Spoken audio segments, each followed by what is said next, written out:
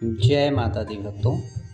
आज हम आपको बताने जा रहे हैं कार्तिक मास में शुक्ल पक्ष नवमी को अक्षय नवमी या आंवला नवमी क्यों कहा जाता है और अक्षय नवमी में किसकी पूजा की जाती है, किस प्रकार से पूजा की जाती है, ये मैं आज आपको यहाँ पे विस्तार से बताऊँगा। तो आइए पहले जानते हैं कि अक्षय नवमी कब पड़ती है।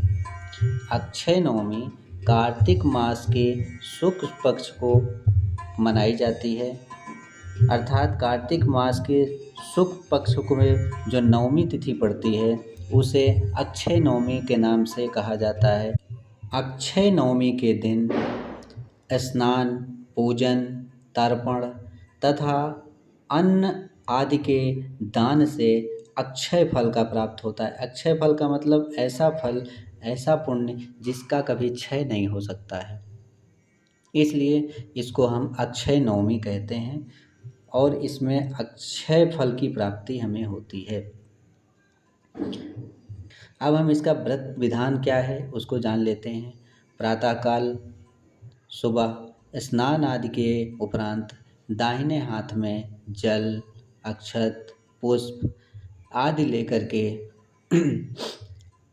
व्रत का संकल्प लेना चाहिए और संकल्प लेने के बाद पूरब की ओर मुख करके बैठ जाएं। इस दिन आंवले के वृक्ष की जड़ में दूध की धारा गिराते हुए अपने पितरों को तर्पण भीत करना चाहिए।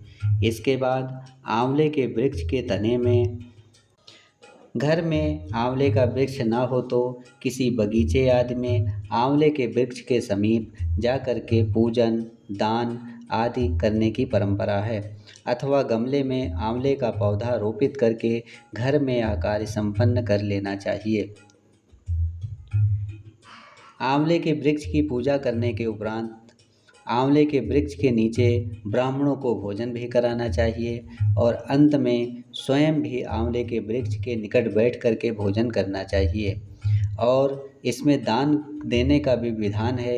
एक पका हुआ कोहड़ा अर्थात कद्दू लेकर के उसके अंदर उस कद्दू के साथ कुछ दक्षिणा रख लेना चाहिए और संकल्प, जैसा कि आपने पूजन के पूर्व में संकल्प लिया था, उसी प्रकार से किसी सदाचारी ब्राह्मण को तिलक करके दक्षिणा सहित उस कुम्हड़े को अर्थात कद्दू को विनम्रता पूर्वक उनको दान करना चाहिए और उनको प्रणाम सहित उनको दान दक्षिणा भी करना चाहिए। इस प्रकार यहाँ पे हमने जाना कि अक्षय नवमी क्यों मनाई जाती है और अक्षय नवमी का व्रत किस प्रकार से हमें करना चाहिए। अगर हम संक्षिप्त रूप से यहाँ पूरी समरी इसकी लें तो पहले हमें स्नान आदि के से उपरांत हमें अक्षय अर्थात आंवले के पेड़ के नीचे बैठ जाना चाहिए।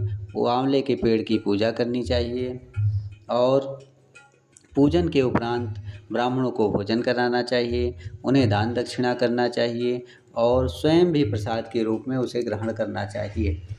आंवले के वृक्ष की यहाँ पे पूजा में प्रधानता बताई गई है, अतः इस दिन सिर्फ आंवले की पूजा करते हैं। यदि आंवले का वृक्ष उपलब्ध ना हो तो संकल्प रूप से, मानसिक रूप से आंवले के वृक्ष का ध्यान करते हुए आप अपने मंदिर में, घर में कहीं भी पूजा कर सकते हैं। जय माता दी, जय सिया राम।